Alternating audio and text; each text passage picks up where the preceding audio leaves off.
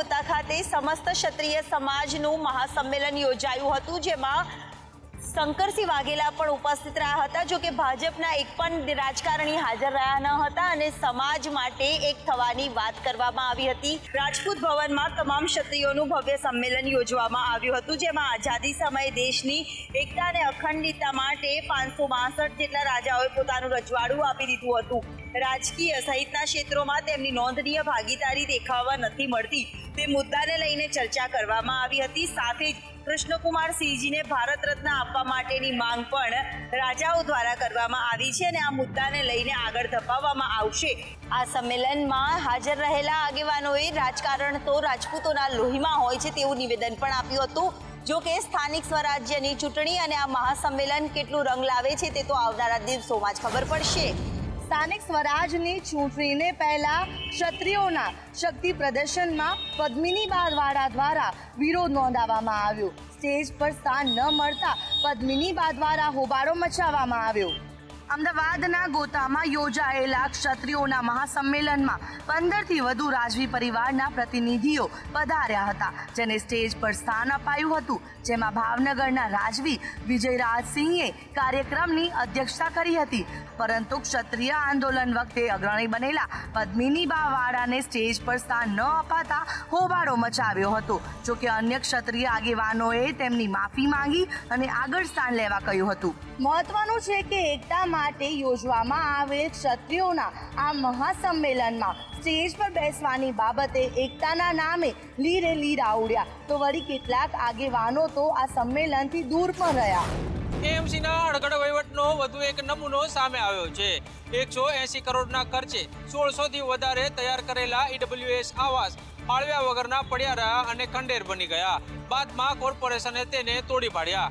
એટલે હદે બેજવાબદારી દાખવવામાં આવી રહી છે કે કરોડો રૂપિયાનું પાણી થઈ ગયું છે। 2011માં તત્કાલીન યુપીએ સરકાર દ્વારા ઝૂંપડપટ્ટીમાં રહેતા લોકો માટે આવાસ બનાવવા માટે 180 કરોડની ગ્રાન્ટ ફાળવવામાં આવી હતી, જે આવાસ બનાવવામાં આવ્યા, પરંતુ તેની ફાળવણી 14 વર્ષ સુધી ના કરાઈ અને અંતે તેને ખંડેર થવા દીધા। હવે તેના પર બુલડોઝર ચલાવી દેવામાં આવ્યું છે। સમગ્ર મામલે જવાબદાર કોણ તેને લઈને સત્તાધારી પક્ષે મગનું નામ મરી પાડ્યું નથી, તો આ તરફ કોંગ્રેસે આખો મામલો વિધાનસભામાં ઉઠાવી સાથે જ સીબીઆઈ તપાસની માંગ પણ મેયરને આવેદનપત્ર આપી કરી છે। રાહુલ ગાંધી મુદ્દે ભાજપ અને કોંગ્રેસ આમને સામને આવી ગયા છે। રાહુલ ગાંધીને ધમકી આપનાર સામે ગુનો નોંધવાની માંગણી વિપક્ષ નેતા અમિત ચાવડા દ્વારા કરવામાં આવી છે। રાહુલ ગાંધીએ અમેરિકામાં સંબોધન દરમિયાન કરેલી ટિપ્પણીઓને લઈને રાહુલ ગાંધી વિરુદ્ધ વિરોધનો વંટોળ ઉઠ્યો છે। વિપક્ષ નેતા અમિત ચાવડા અને કોંગ્રેસ કાર્યકર્તાઓએ પ્લેકાર્ડ અને બેનરો સાથે આણંદ એસપી કચેરીએ જઈ ઉશ્કેરણીજનક કૃત્યો કરનાર સામે ગુનો નોંધવા માંગ કરી છે। તો પંચમહાલમાં ભાજપ કોંગ્રેસ સામસામે આવી ગયા।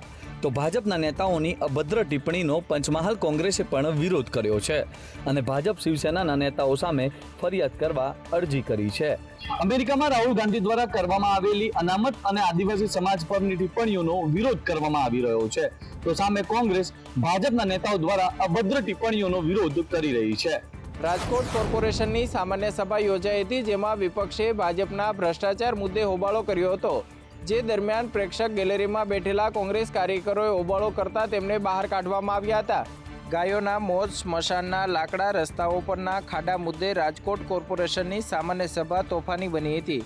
કોંગ્રેસના કાર્યકરોએ પોસ્ટર દ્વારા હોબાળો કર્યો હતો, જે અંગે ભાજપ અને કોંગ્રેસ આમને સામને આવી ગયા હતા। અને જવાબદારી કોને ગ્રીન આજે તમારા રોડ તૂટે ગેરંટી વાળા રોડ તૂટવાની જવાબદારી કોને? આપણી એકની કોર્પોરેશનની પરંપરા મુજબ વર્ષોથી આપણે એને આમંત્રણ આપીએ છીએ, ચિઠ્ઠી કાઢવામાં આવે છે વિપક્ષના સભ્યોની હાજરીમાં। આ દર વખતે જ્યારે ભારતીય જનતા પાર્ટીના સભ્યોનો પ્રશ્ન હોય ત્યારે પૂરો પ્રશ્ન નથી થવા દેતા। હું ખાતરીપૂર્વક કહી શકું છું કે મીડિયાના મિત્ર ન હોય તો આ એક પણ વખત ઉભા નહીં થયા। હીરાનગરી સુરત હવે ક્રાઇમનું કેપિટલ બની ગયું હોય તેવું લાગી રહ્યું છે। કાળાના ધોળા કરવાના ચક્કરમાં 5 કરોડની લૂંટ થઈ છે। લોભીનું ધન હંમેશા ધૂતા રખાય છે અને આ કહેવતને સાચો કરતો કિસ્સો સુરતમાં સામે આવ્યો છે। સુરતના અડાજણ વિસ્તારમાં આવેલા નવયુગ સોસાયટી નજીક પરિવાર સાથે રહેતા હરીશભાઈ નામના વ્યક્તિ બ્લેક મનીને વાઇડ કરવાના ચક્કરમાં લૂંટાયા છે।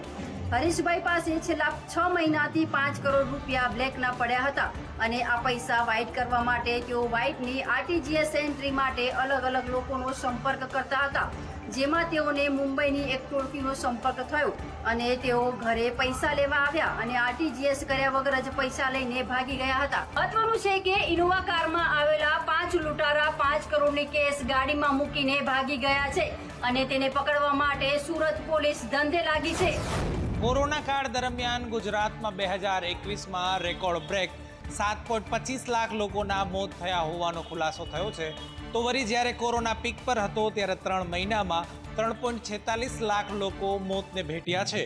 જ્યારે સ્મશાનમાં પણ વેઇટિંગ હતું તેવા કોરોના કાળમાં થયેલા મૃત્યુના આંકડાના એક રિપોર્ટમાં ખુલાસો થયો છે કે વર્ષ 2021માં ગુજરાતમાં માત્ર એકલા અમદાવાદમાં જ 96,920 લોકોના મોત થયા છે, તો સુરતમાં 60,739 લોકો મોતને ભેટ્યા છે. તો વળી વડોદરામાં સૌથી ઊંચો 14% જેટલો મૃત્યુદર નોંધાયો છે. દાહોદમાં સૌથી ઓછો 6% જેટલો મૃત્યુદર રહ્યો છે. મહત્વનું છે કે રિપોર્ટ અનુસાર 2019માં 4,62,000 લોકો મોતને ભેટ્યા છે, તો વળી 2020માં 5,23,000 લોકો મોતને ભેટ્યા છે. ગુજરાત કિસાન કોંગ્રેસના ચેરમેન પાલ આંબલિયાએ મુખ્યમંત્રીને પત્ર લખ્યો છે, જેમાં 6 જિલ્લામાં લીલો દુષ્કાળ જાહેર કરવાની માંગ કરી છે.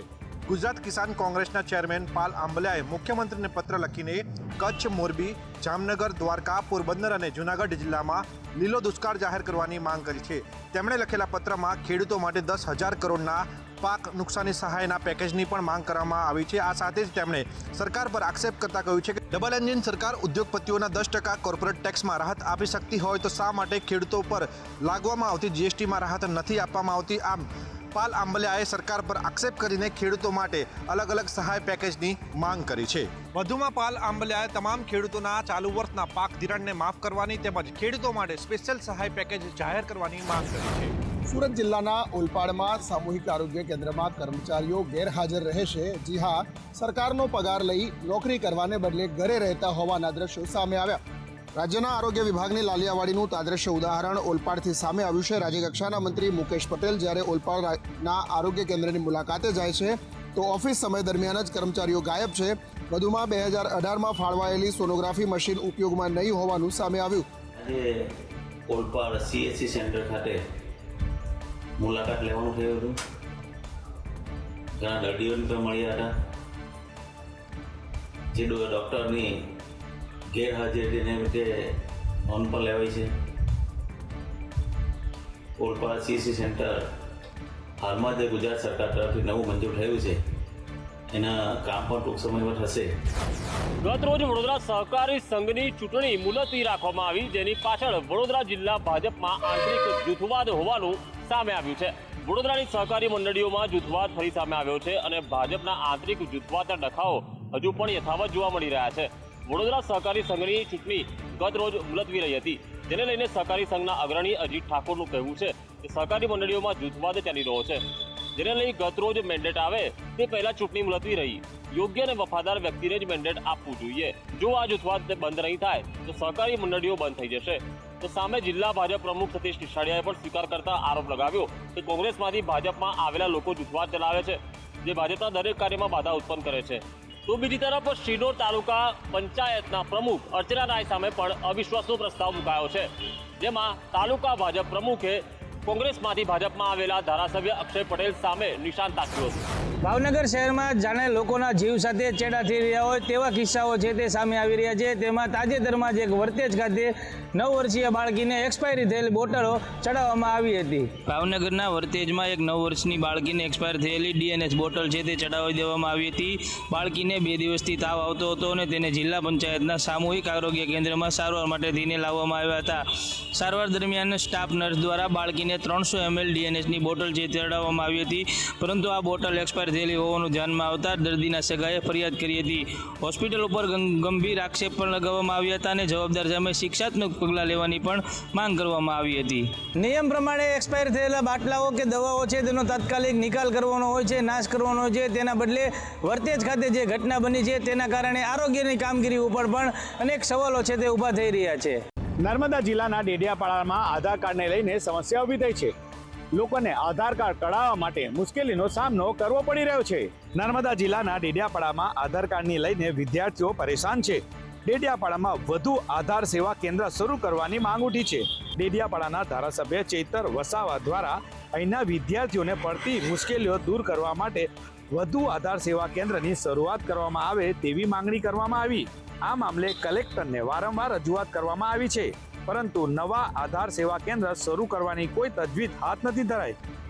આધાર સેવા કેન્દ્ર ઓછા છે, જેથી લોકોને ભારે પરેશાની વેઠવી પડે છે અને આધાર કાર્ડ કઢાવવામાં મોડી રાત્રિમાં જ આવવું પડે છે. ડેડિયાપાડામાં વધુ આધાર સેવા કેન્દ્ર ખોલવામાં આવે તો લોકોની સમસ્યાનું નિરાકરણ આવી શકે તેમ છે. તંત્ર દ્વારા ત્વરિત આ બાબતે પગલાં લેવામાં આવે એવી જનતાની અપેક્ષા છે.